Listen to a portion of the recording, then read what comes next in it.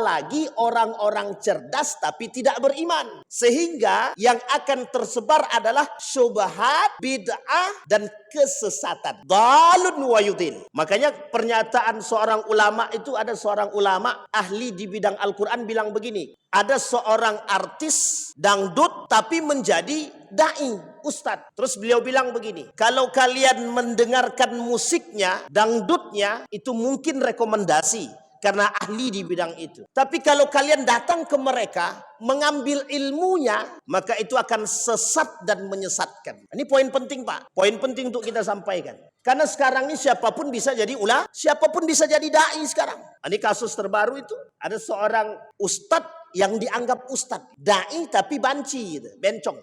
Oh, ini ngeri, Pak. Jadi kita ini sekarang ini sedang berada di kondisi yang seperti yang dikatakan Nabi itu serius. Kata Nabi, akhir zaman itu tempatnya para juhal. Orang-orang yang bodoh. Bodoh dalam urusan agama, tapi sok pintar dalam urusan itu. Padahal mereka nggak mengerti. Yang terjadi apa? Penyimpangan. Itu yang kita temukan sekarang. Ada da'i tapi bencong, banci.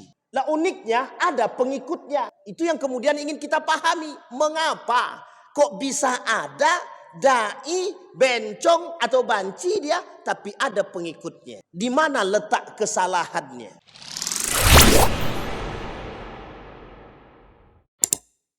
Itu poinnya. Maka Bapak Ibu sekalian yang berbahagia, perlu kita memahami bagaimana posisi ilmu ini sebenarnya. Maka tadi disampaikan dengan mematikan para ulama. Yang kedua, kata para ulama, bagaimana maksud daripada ilmu dicabut? Kata para ulama, dihilangkan ilmu-ilmu tersebut. Ilmu agama hilang, ilmu fisika hilang, ilmu ekonomi hilang, ilmu-ilmu yang lain hilang. Tapi kata para ulama, yang nomor dua ini agak sedikit bertolak belakang daripada pemahaman mayoritas para ulama. Yang ketiga, hilangnya para pakar. Kata para ulama, maksud daripada qabdul ulama tadi, dicabutnya ulama tadi. Yang ketiga, hilangnya para alim yang pakar di bidang kealiman mereka. Contoh, ahli ekonomi yang benar-benar ahli ekonomi, tidak ada lagi. Ahli di bidang fisika yang benar-benar fisika, tidak ada lagi. Ahli di bidang agama, fikih dan lain sebagainya, tidak ada lagi. Maka yang tersisa yang mana? Yang tersisa adalah yang bisa menjadi semua bagian. Dan ini kata Nabi dalam hadisnya disampaikan, idza wussidal amru ila ghairi ahlihi fantazir sa'ah, kata Nabi. Kalau sesuatu itu diberikan kepada yang bukan ahlinya, maka tinggal tunggu saja, kata Nabi. Fantazir sa'ah. Ada dua makna fantazir sa'ah. Tunggu akan datang kehancurannya, atau tunggu tinggal datang kiamat. Karena salah satu tanda kiamat kecil itu, salah satu tanda kecil datangnya hari kiamat, tersebarnya kebodohan, orang-orang memposisikan diri pada tempat-tempat yang memang mereka tidak layak di tempat tersebut. Kita ambil contoh, kasus-kasusnya. Yang bukan ahli gizi, dia jadi ahli gizi. Padahal dia matematika misalkan. Orang ekonomi jadi da'i misalkan. Orang fisika jadi ahli kedokteran. Orang teknik jadi ahli dan lain sebagainya. Ini bertolak belakang. Maka kata para ulama, dicabut kepakaran keilmuannya. Sehingga kita sulit menemukan mana yang betul-betul pakar dan yang memang tidak pakar. Kita sulit temukan. Karena memang kondisinya begitu. Maka sekarang keadaan itu hampir menjadi sebuah kenyataan. Hampir sulit kita temukan orang-orang yang pakar di bidangnya dengan kejujuran dan keimanan. Tapi kalau cuma pakar lisan saja banyak. Pakar lisan banyak. Cuma pakar dengan iman dan kejujuran, ini yang sangat sedikit kita temukan. Terutama di Riau. Sulit kita temukan para da'i, para ulama yang alim itu, yang memang alim dengan lisan mereka serta iman mereka dan kejujurannya serta sikap. Itu yang kita butuhkan. Baik, biqabdil ulama. Maka kata Allah dengan cara tiga hal, kata para ulama dengan tiga hal tadi. Mematikan para ulama, kemudian menghilangkan ilmu-ilmu tersebut. Yang ketiga, mencabut para orang-orang yang pakar di bidang keilmuan tersebut. Nah, Bapak Ibu sekalian yang berbahagia, kemudian dikatakan oleh Nabi, biqabdil ulama, dengan cara mencabut para ulama. Kemudian apa yang terjadi? Biintisyari al-juhal, kemudian tersebarlah kebodohan. Imam Al-Ghazali mendefinisikan bodoh tersebut. Tidak hanya Imam Al-Ghazali, beberapa para ulama-ulama yang lain, termasuk Hasan Al-Basri, dan beberapa para ulama termasuk Syekh Abdul Razak Al-Badar misalkan, mengartikan yang disebut dengan juhal, jahil. Bodoh itu apa? Satu, orang yang benar-benar tidak mengerti. Itu diartikan bodoh. Yang kedua, orang yang pura-pura pintar. Dia bodoh tidak, tapi dia tak ngerti kalau diri dia itu bodoh, tapi pura-pura pintar dia. Yang ketiga, ada orang yang bodoh tidak mengerti kalau dia bodoh. Ini parah juga ini. Yang paling berbahaya adalah sudah dia bodoh tapi dia pura-pura pintar. Yang menyebabkan masalah kelak adalah orang-orang seperti ini. Sehingga dengan kebodohannya yang mengaku pura-pura pintar, bisa membuat lisan dia menyentrum orang-orang. Bisa mempengaruhi orang-orang. Sehingga lisan dia bisa mempengaruhi orang-orang sehingga terjebak dalam satu kesesatan, syubhat, bid'ah, dan keharaman. Kita ambil contoh kasus. Kasusnya adalah contoh yang tadi kita sampaikan, Buti misalkan. Ada dai tapi banci, bencong. Itu pertanyaannya adalah, pintarkah dia? Cerdaskah dia? Kita nggak bisa, kita nggak tahu. Tapi yang jelas kita hari ini dibuat bodoh dengan kondisi yang bodoh. Artinya apa? Artinya kita dibuat menjadi orang yang bodoh dengan kondisi kita.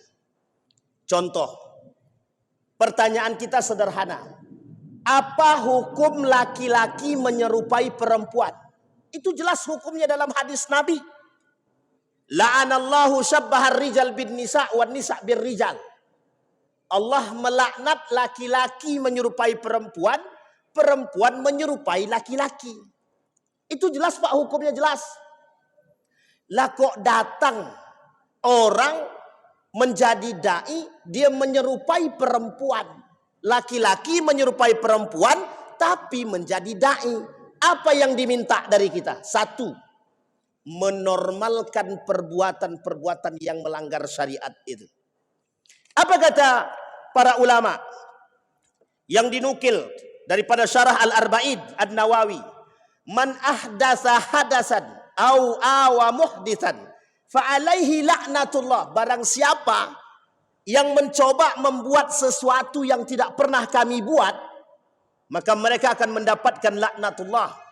Kemudian dilanjut para ulama, wa dakhala fil hadis al-uqud al-fasidah wal hukmu ma'al jahli wal jur wa nahwa dzalika yuwafiqu syar'i la yuwafiqu syar'i. Kita tahu dia pelaku perbuatan, kita tahu dia melakukan perbuatan yang dilaknat oleh Allah, tapi kemudian dia menjadi dai. Kita menerima keberadaan mereka, berarti tandanya kita sedang mengaminkan perbuatan yang melanggar syariat. Perlu dipahami, tidak ada urusan keharaman menghalalkan. Mohon maaf, tidak ada urusan yang haram dihalalkan, itu tidak ada. Jadi jangan sampai kita dengan perbuatan-perbuatan yang tercela, bid'ah, syubhat, kita aminkan. Ini poin penting dan tegas bagi para pemimpin dan pemerintah untuk kembali melihat begitu banyak persoalan aliran sesat yang tersebar dan bid'ah-bid'ah yang bisa kita temukan. Uniknya, yang melakukan perbuatan tersebut Muslim.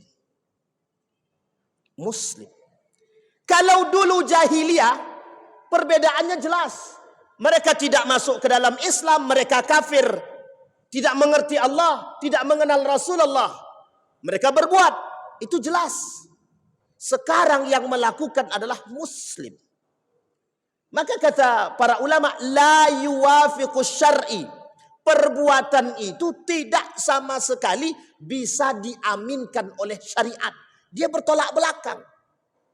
Maka kalau kita ikut mendengarkan perbuatan atau kajian seorang dai yang banci dan bencong tersebut, tanpa mengambil poin atau memberikan nasihat, kita bagian daripada perbuatan tersebut. Allah melarang, Pak. Allah melarang setiap orang di antara kita yang mengaku beriman untuk mengikuti kajian-kajian ahlul bidah, kajian ahlul musyrikin.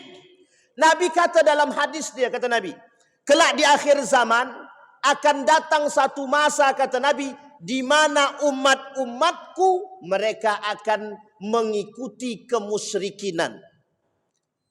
Umat muslim mengikuti kemusyrikan. Musyrik itu bagaimana? Musyrik itu dia muslim, percaya pada Allah, tapi percaya juga pada yang lain. Kalau dulu kita lihat, mana kafir, jelas. Kafir itu terbagi 3 setidaknya dalam Al-Quran. 1 Yahudi, Nasrani, kafir Quraisy. Sisanya musyrik semua. Yang ketiga, Muslim. Nah, kita bagian daripada orang Muslim. Tapi uniknya ada umat Muslim yang satu sisi dia juga menyembah patung, main sesajenan. Oh, ini penting untuk kita sampaikan. Sesajenan jalan, sholat jalan. Sesajenan jalan, khutbah Jumat jalan. Loh, ini nggak bisa, bertolak belakang. Yang seperti ini. Nah, ini yang nggak bisa kita terima. Makanya kenapa salah satu program yang paling selalu disampaikan oleh Muhammadiyah itu adalah bid'ah, tahayul, khurafat. Karena memang pencampuradaan agama, kalau bahasa lainnya sinkritisme, itu kental pada masanya. Sampai Syekh Hashim Al-Asy'ari menuliskan dalam kitabnya Risalah Ahlus Sunnah wal Jamaah itu, awalu ibtidai, kata dia, awal mula terjadinya yang disebut dengan bid'ah itu fi ardi Jawa, di Jawa, kata beliau. Dan beliau sampaikan. Maka sekarang kita banyak temukan itu, mohon maaf. Apa sebab? Al-jahlu, kebodohan. Al-jahlu dari bidang apa? Pertaniankah, ekonomikah, peternakankah, dan lain sebagainya? Bukan. Kebodohan dalam agama. Sehingga muncul hal-hal yang aneh. Kita ambil contoh lain. Maulid Nabi. Mereka buat maulid Nabi, tarian, tapi yang di depan tulisan maulid Nabi itu yang joget perempuan. Pakai celana pendek misal. Pakai sound horek dan lain sebagainya gitu. Itu sebenarnya sedang mengatakan, "Hei Rasulullah, hari ini kami cinta padamu, tapi ingat di balik cinta kami padamu, kami bermaksiat kepadamu," kata dia. Cuma tidak secara terang-terangan. Mereka bermaksiat kepada Allah dan Rasulnya di tempat, di waktu yang mereka mengakui kecintaan kepada Rasulullah. Nah, ini bertolak belakang, Pak. Sama halnya sederhana begini. Ya Allah, saksikanlah aku sholat dan aku korupsi. Gitu. Sama tuh. Beda-beda tipis saja itu. Mereka bermaksiat, mereka sholat. Gitu. Mereka bermaksiat tapi mereka melakukan ahlul bid'ah, perbuatan bid'ah itu. Ta'ala. Maka kata Ibnul Qayyim Al-Jauziyah, perlu terus kita tekankan. Yang paling banyak kelak di akhir zaman itu fitnah itu ada 2. Katanya. Fitnah syubhat dan syahwat. Gitu. Nah, kita sedang berbicara tentang fitnah syubhat. Bapak Ibu sekalian yang berbahagia, fitnah syubhat ini berbahaya. Munculnya para aliran-aliran sesat itu syubhat semua itu. Contoh coba yang kita lihat itu. Apa hukumnya maulid Nabi dengan tari-tarian itu? Itu syubhat itu. Bahkan syubhatnya condong mengantarkan kepada hal yang haram. Coba bayangkan. Bukan berarti kita mengatakan secara keseluruhan. Tapi yang menghadirkan perbuatan-perbuatan kemaksiatan. Kita banyak temukan sekarang perbuatan-perbuatan tersebut dinormalisasi. Mereka memulai acara dengan bismillah. Mengakhiri dengan doa. Di tengah-tengahnya syubhat semua.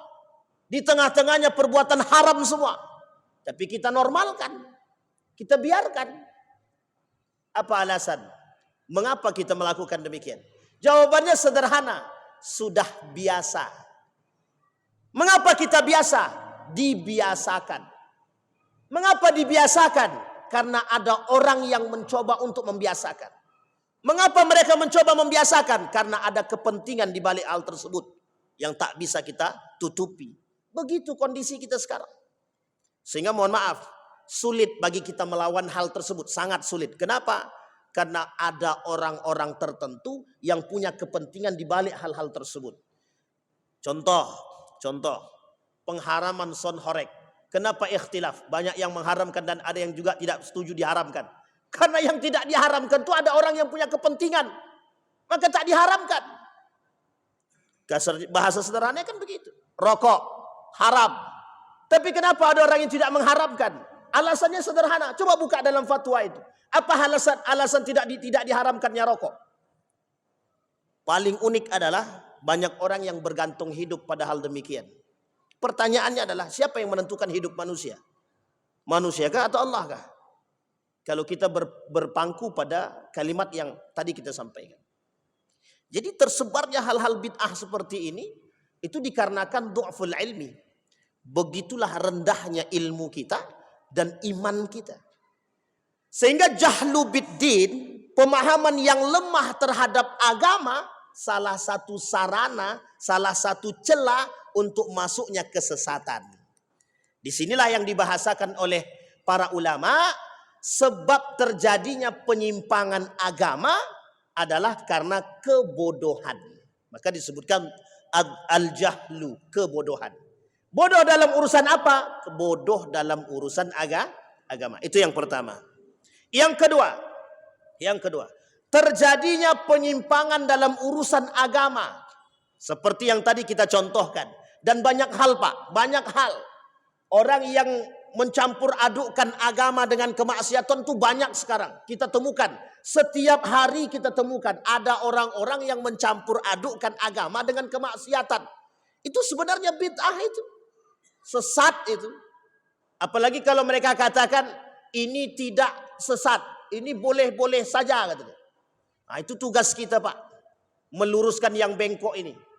Kata Dr. Mawardi Muhammad Saleh, katakan yang benar sekalipun kau menjadi musuh bagi mereka katanya. Nah, yang kita tak mau itu kadang-kadang kita tak mau menyampaikan kebenaran, takut banyak musuh. Padahal hukum menyampaikan kebenaran pada satu yang salah wajib. Coba bayangkan. Maka kita sekarang ini terjebak dalam konteks itu. Kita dijebak dalam kalimat, aku tidak mau menegur dia, takut nanti aku dijadikan musuh sama dia. Berdosa kita Pak, berdosa. Lebih baik kita bermusuhan tapi kita menyampaikan kebenaran daripada kita tidak menyampaikan sama sekali. Kelak di hadapan Allah pertanggungjawabannya bagaimana? Ridwan, sudahkah kau sampaikan kebenaran? Takut ya Allah besok dia memusuhi aku. Berarti lebih penting dia daripada aku, kata Allah. Gimana kita mau jawab? Coba bayangkan. Ini urusan kita dengan Allah. Menyampaikan kebenaran. Kata Dr. Mawardi Muhammad Saleh, biarkan, kata dia. Ulama itu ada 3, kata beliau. Ulama sultan, ulama jamaah, ulama rabbani.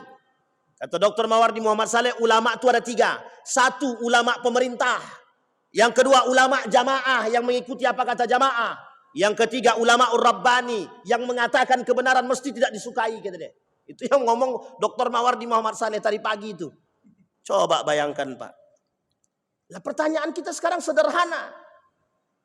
Apa alasan kita untuk tidak menyampaikan kebenaran? Tekanan, ketidakberanian, hilang kepentingan, dan lain sebagainya. Itu tergantung kepada apa yang ingin kita sampaikan. Maka setiap orang yang tidak punya kepentingan kecuali kebenaran, dia akan menyampaikan apa yang dia harus disampaikan. Kecuali dia takut tak dapat tempat, selesai urusan. Maka sulit bagi lisan untuk menyampaikan hal tersebut. Baik, kembali kepada poin yang kedua, fanatisme. Fanatisme ini di dalam Al-Quran Allah sebut. Di dalam Al-Quran Allah sebut. Kata Allah di dalam Al-Quran, ada 4 karakter jahiliyah. Salah satu di antara 4 karakter jahiliyah ini adalah yang ketiga. Yang keempat itu adalah hamiyatul jahiliyah. Apa itu hamiyatul jahiliyah? Fanatisme seperti yang dibuat oleh orang-orang jahiliyah. Orang jahiliyah dulu sangat fanatik terhadap Tuhan nenek moyang mereka. Mereka fanatik terhadap nenek moyang mereka. Pertanyaannya sederhana, mengapa mereka fanatik terhadap nenek moyang mereka? Karena dalam kegiatan aktivitas hari-hari mereka ada kepentingan yang tidak boleh diganggu. Tak boleh diganggu. Kita ambil contoh. Ketika baginda Nabi Muhammad SAW datang dengan urusan syariat, orang-orang kafir Quraisy menolak. Orang-orang musyrik menolak. Kenapa? Karena Nabi membuang yang disebut dengan perbudakan. Nabi tolak semua yang sifatnya ribawi. Nabi tolak yang sifatnya perzinahan. Nabi tolak yang sifatnya khamar, judi. Nabi tolak semua. Padahal dari sinilah kebiasaan mereka dan tradisi mereka. Kami bisa dapat kawan, bisa saling sharing dengan adanya judi, dengan adanya khamar, biduan dan lain sebagainya. Tradisi. Sehingga mereka tidak mau meninggalkan tradisi nenek moyang mereka. Maka mereka katakan, bukan tidak mau mengakui kebenaran Islam. Hanya saja tidak mau meninggalkan kebiasaan yang pernah mereka lakukan. Kalau sempat ditinggal, habis. Kalau orang kaya, kekayaan kita kok disamakan dengan orang miskin. Orang miskin duduk bareng dengan orang kaya. Ini malu Pak, malu. Kalau ada manusia sekarang seperti itu, dia sedang mengikuti tradisi jahiliyah itu. Orang kaya tak mau duduk dengan orang tak mampu, berarti sekarang itu tradisinya jahiliyah itu. Malu dia. Karena dulu begitu. Dulu, kalau bahasanya Ihsanuddin Nursi itu, financialization. Wah, itu agak gaul sedikit. Artinya yang kaya harus kaya itu, yang miskin harus miskin. Di mana letaknya? Letaknya adalah pada tempat duduknya. Orang kaya tempat duduknya bagus, orang miskin tempat duduknya di lantai. Loh, ini tradisi dalam ekonomi berbahaya ini Pak. Konglomerasi itu berbahaya. Itu yang terjadi pada masa jahiliyah. Makanya orang-orang jahiliyah pada saat itu menolak keberadaan Islam untuk menyamakan semuanya. Tidak bisa, nggak mau mereka. Masuk masjid semua sama, tidak boleh ada perbedaan. Bupati, gubernur, presiden, menteri tidak boleh, harus sama. Mau orang biasa, mau menteri sama. Mereka tidak mau. Menteri harus tempatnya lebih. Kita lihat di luar masjid, dalam keadaan acara. Perhatikan, di mana duduknya presiden, di mana duduknya gubernur, di mana duduknya bupati, di mana duduknya orang-orang penting, kepala dinas segala macam. Belakang kursi itu punya siapa? Kursi sofa untuk orang penting, kursi biasa untuk siapa? Bahkan yang punya acara duduknya di belakang, yang cuma undangan duduk paling depan. Kadang-kadang nalar kita sedang dibuat untuk tidak normal. Kita tidak dinormalkan. Ini persoalan ilmu. Makanya kalau ilmu, kata Profesor Dr. Hamid Fahmi Zarkasi, Dr. Adian Husaini, kalau ilmu tidak dibarengi dengan iman, justru ilmu tidak akan menghasilkan akhlak yang mulia. Tidak akan. Ilmu kalau tidak dibarengi dengan iman tidak akan menghasilkan akhlak mulia. Tidak. Itu bahayanya Pak. Makanya ilmu, orang pinter banyak tapi banyak yang tak berakhlak juga banyak. Nah kita pengennya orang berilmu juga berakhlak. Bagaimana caranya orang berilmu biar berakhlak? Hadirkan iman. Makanya makna Iqra itu tidak sederhana. Ada seorang ulama ahli Al-Quran menulis buku judulnya Kaifa yubarmijul Quran al-haya. Bagaimana mengaplikasikan Al-Quran dalam kehidupan. Diambil dan dimulai dari satu kalimat yang disebut dengan Iqra. Beliau mengkaji Iqra itu dalam sekali. Salah satu makna yang beliau sampaikan dalam makna Iqra tersebut, Nabi itu menyampaikan Iqra 3 kali. Kata malaikat, Iqra ya Muhammad ma'ana biqari. Sampai 3 kali. Nabi tak bisa baca. Tapi kenapa setelah dibisikkan oleh malaikat, Iqra bismi rabbikal ladzi khalaq, baru kemudian dia bisa membaca. Artinya ada unsur Allah yang selalu memberikan kekuatan kepada manusia. Allah punya jalan untuk mencerdaskan manusia. Artinya apa? Anda sebelum berilmu beriman dulu. Setelah Anda beriman, apapun yang Anda inginkan dari ilmu yang Anda harapkan, Allah cerdaskan. Imam Al-Ghazali, Ibnu Rusdi, Al-Farabi, Ibnul Hayyan, dan lain sebagainya, para alim daripada cendekiawan muslim. Semua ilmuwan muslim itu hafal Quran. Yang paling sederhana di antara mereka hanya hafal 20 juz. Itu pun satu orang. Sisanya 30 juz semua. Coba bayangkan. Tapi iman dulu. Ini bukan, Pak, mohon maaf. Ada satu slogan itu. Mau jadi apa itu? Pintar berilmu atau berilmu dulu? Ulama. Gimana bahasanya itu ya? Saya agak lupa ini. Jadi maksud beliau, kata tuh begini. Jadi orang berilmu baru jadi orang beragama, atau beragama dulu baru berilmu. Salah seorang pimpinan pondok bilang begini, beragama dulu baru berilmu. Kalau kementerian waktu itu dia diskusi dengan Kementerian Agama, kebetulan itu pimpinan pondoknya Ustaz Fikrizon. Kata beliau, berilmu dulu baru beragama. Ternyata tak begitu. Kalau kita rujuk kepada tradisi keulamaan pada masa dahulu, baik dari masa sahabat, tabi'in, tabi'in, ternyata tidak. Beriman dulu baru berilmu. Mereka cerdas dulu dengan agama mereka. Baru kemudian Allah berikan kemudahan bagi mereka untuk menghafal, mempelajari ilmu-ilmu yang lain. Dan kuncinya di situ. Nah, kita sekarang tidak, Pak. Asal sudah ada ilmu, kemudian belajar agama, selesai. Itu pun belajar dari YouTube. Itu pun YouTube-nya yang potong-potongan. Akhirnya apa? Hasilnya sesat menyesatkan. Nah, ini yang terjadi. Makanya kenapa kata Syekh Hasyim Al-Asy'ari banyak, kata Gus Baha itu banyak yang sesat dan menyesatkan. Karena belajarnya dari YouTube. Itu pun belajar dari YouTube potong-potongan. Kalau mau belajar dari YouTube serius, dari awal sampai akhir dengarkan. Biar nggak gagal paham. Kadang-kadang itu yang menyebabkan terjadi penyimpangan. Ini yang poin yang harus kita pahami. Nah, kembali kepada poin kita yang kedua. Nah, justru hari ini mengapa ada orang yang bisa fanatik terhadap satu golongan dan satu orang? Bisa fanatik terhadap golongan, bisa fanatik terhadap individu. Ini masalah ini. Masalah betul. Hati-hati. Mengidolakan manusia bisa menyebabkan terjebak dalam kemusyrikan, kekufuran. Hati-hati. Kadang-kadang kita fanatik terhadap orang seolah-olah orang yang berbicara itu lebih baik daripada Tuhan. Oh, hati-hati, Pak. Hati-hati betul. Nah, kalau kita paham seperti itu, kita terjebak dalam kesyirikan. Syahadat kita rusak, agama kita rusak, akidah kita rusak itu. Kufur kita. Habis. Makanya kata para ulama, yang disebut dengan hamiyatul jahiliyah itu, fanatismenya orang-orang jahiliyah adalah fanatik buta. Fanatik dengan kebodohan. Bukan fanatik dengan ilmu. Bukan fanatik dengan iman. Ini bahasa sederhananya begini. Kami cinta Rasulullah.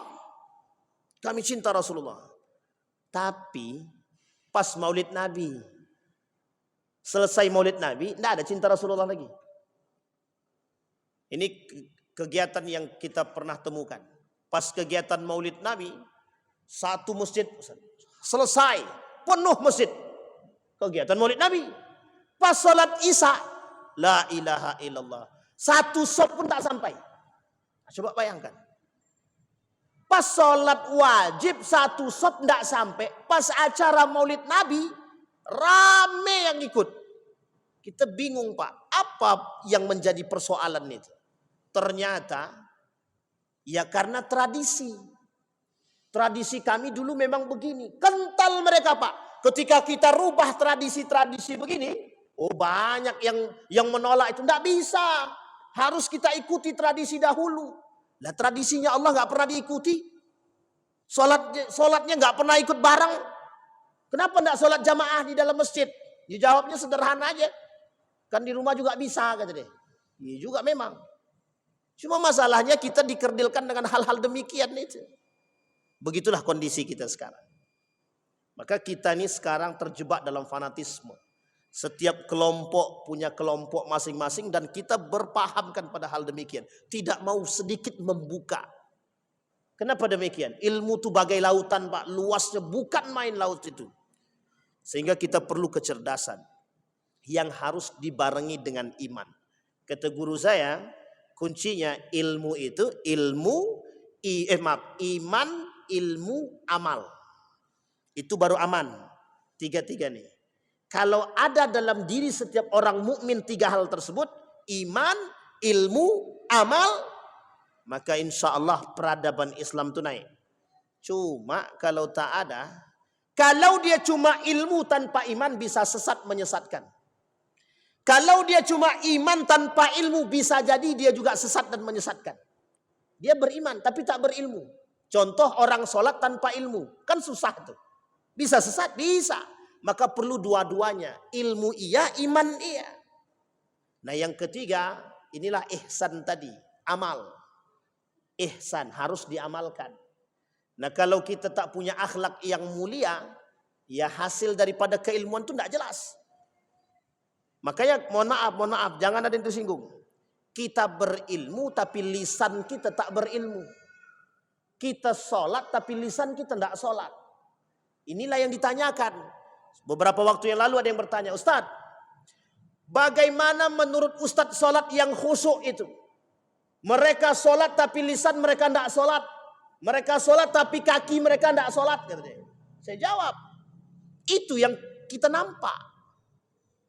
Kenapa demikian? Karena mereka sholat bukan untuk Allah. Mereka beribadah bukan untuk Allah. Mereka berilmu bukan untuk Allah. Selesai. Maka mereka bertijarah bukan untuk Allah. Kalau mereka bertijarah untuk Allah, mereka berbuat karena Allah, apa yang dilakukan selesai urusan semua. Untuk Allah, bukan untuk manusia. Maka dalam konteks ini kita perlu memahami. Nah Bapak Ibu sekalian yang berbahagia, sebelum kita tutup, kasus kita hari ini, hal-hal yang sifatnya bid'ah begini, hal-hal yang sifatnya subhat begini, itu sedang menjadi musuh kita bersama. Sedang menjadi musuh kita bersama. Siapa kita bersama di sini? Orang-orang beriman. Itu musuh bersama. Apa contohnya bid'ah? Apa contohnya subhat yang kita temukan hari ini? Apa yang harus kita lakukan? Yang harus kita lakukan, jangan ikut-ikutan.